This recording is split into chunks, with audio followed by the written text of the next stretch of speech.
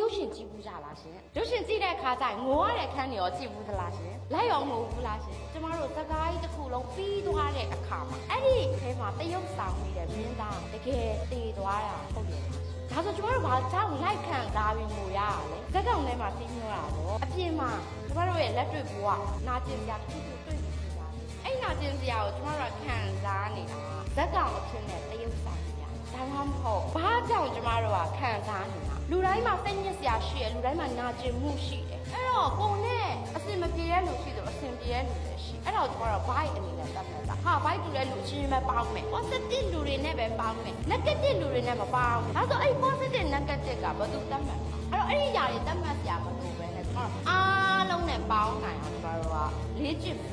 ကျမတို့ကစီးပွားရေးလောကမှာပဲ